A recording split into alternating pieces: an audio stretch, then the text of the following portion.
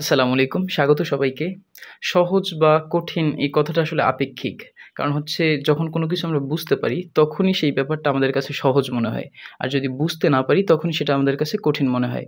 তো আমরা যদি না বুঝে কোনো কিছুকে আমরা কঠিন বলি তো আসলে একটু ব্যাপারটা অন্যরকম লাগে।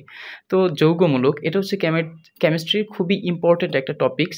কিন্তু দেখা যায় যে রাসায়নিক বিক্রিয়া আমরা খুব ইজিলি পারি। কিন্তু যৌগমূলক করতে গেলে অথবা যৌগমূলক পড়তে গেলে আমাদের একটু সমস্যা হয়।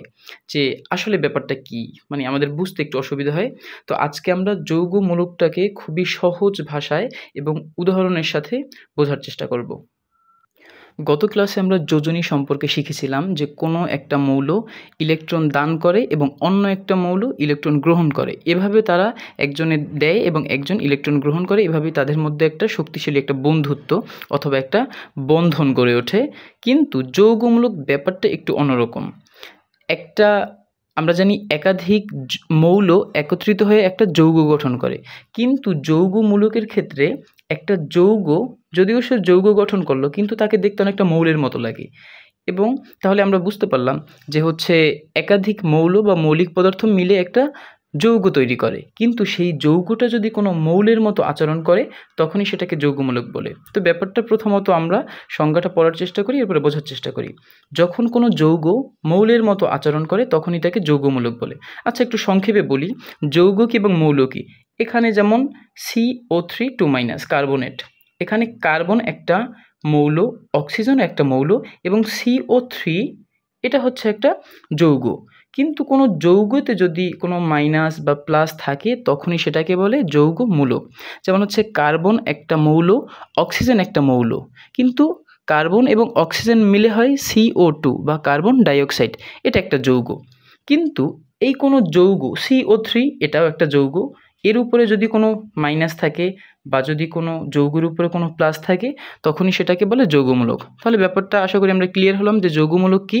কোনো একটা যৌগের উপরে যদি প্লাস বা মাইনাস থাকে মানে সে যদি কোনো মৌলের মতো আচরণ করে তখনই তাকে যৌগমূলক বলা হয়।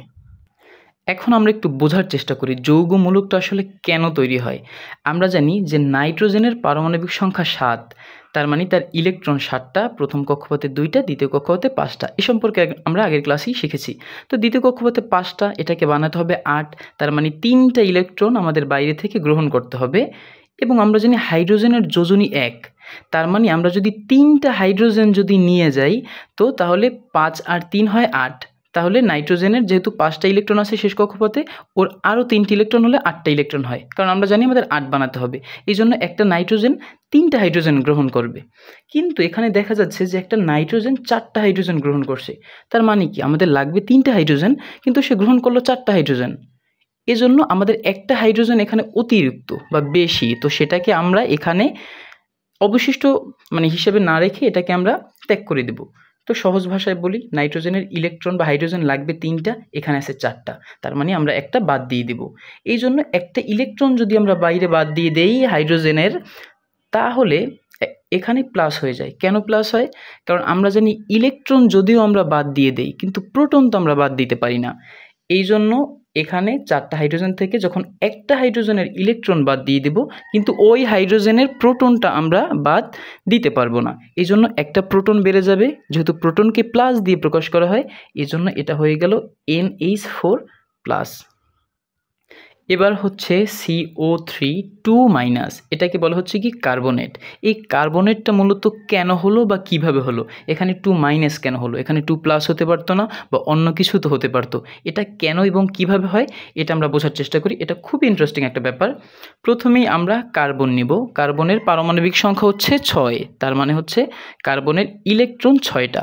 তো প্রথম কক্ষপথে আমরা 2টা দিব, দ্বিতীয় কক্ষপথে 4টা, 4টা 2টা 6টা। কিন্তু আমাদের এই যে শেষ কক্ষপথে 4টা ইলেকট্রন, হয়তো সে 4টা ত্যাগ করবে নয়তো সে 4টা গ্রহণ করবে। এই জন্য হচ্ছে কার্বনের যোজনী হচ্ছে গিয়ে 4।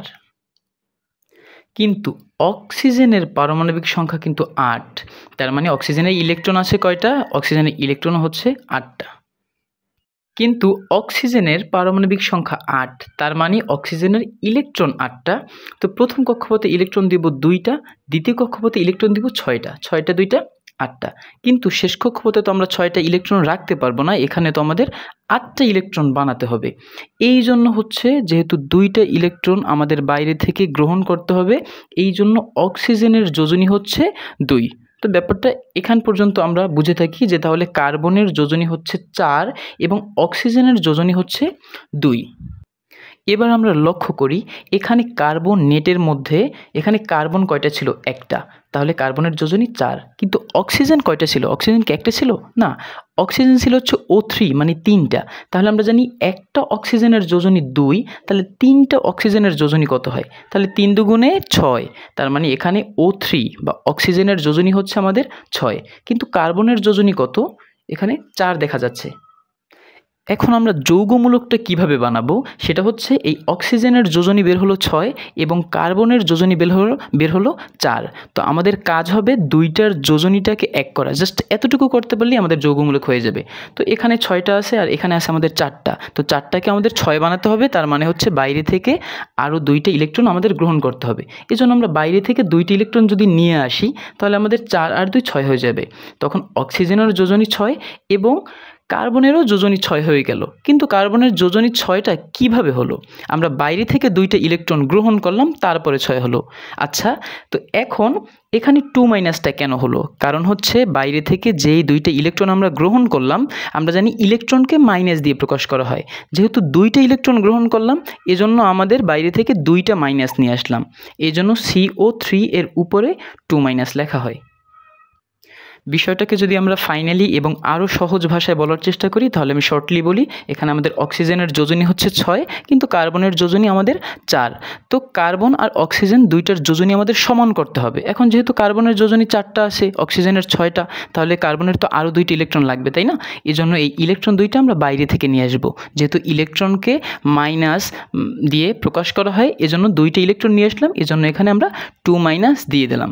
তো এই হচ্ছে মূল ব্যাপারটা, যৌগমূলক কিভাবে তৈরি হয়। আমরা যদি ব্যাপারটাকে সহজভাবে বোঝার চেষ্টা করি যে আমরা যোজনী 2টাকে সমান করব, তাতে ইলেকট্রন যদি ত্যাগ করতে হয় তখন যদি আমরা একটা ইলেকট্রন ত্যাগ করি এখানে একটা প্লাস দিয়ে দেব, যদি 2টা ইলেকট্রন ত্যাগ করতাম 2+ দিয়ে দিতাম, যদি 3টে ইলেকট্রন ত্যাগ করতাম এখানে 3+ দিয়ে দিতাম। ঠিক তেমনিভাবে এখানে আমরা 2টা ইলেকট্রন গ্রহণ করছি, এজন্য 2-, যদি 3টে ইলেকট্রন গ্রহণ করতাম 3-, যদি একটা ইলেকট্রন গ্রহণ করতাম তাহলে শুধুই একটা মাইনাস দিয়ে দিলেই হতো। তা আশা করি যৌগমূলক বিষয়টাকে আমরা যতটা জটিলতার সাথে ভাবি বা আমাদের কাছে কঠিন লাগে, এই 2টা উদাহরণ বুঝতে পারলে আশা করি আমরা সব ধরনের যৌগমূলক খুব ইজিলি আমরা করতে পারবো। তো বিজ্ঞান, কেমিস্ট্রি অথবা স্টাডির যে কোনো রিলেটেড সাবজেক্টগুলো যদি আমরা মজার সাথে এবং উদাহরণ সহ যদি বুঝতে চাই বা বোঝার ট্রাই করি তাহলে আমাদের মনে রাখার প্রবণতা অনেকটা বেড়ে যাবে এবং লেখাপড়াটাকে আরও অনেক এন্টারটেইনমেন্ট মনে হবে আমাদের কাছে। তো ভিডিওটি ভালো লাগলে চ্যানেলটি সাবস্ক্রাইব অথবা পেজটি ফলো করে দিন। ধন্যবাদ সবাইকে।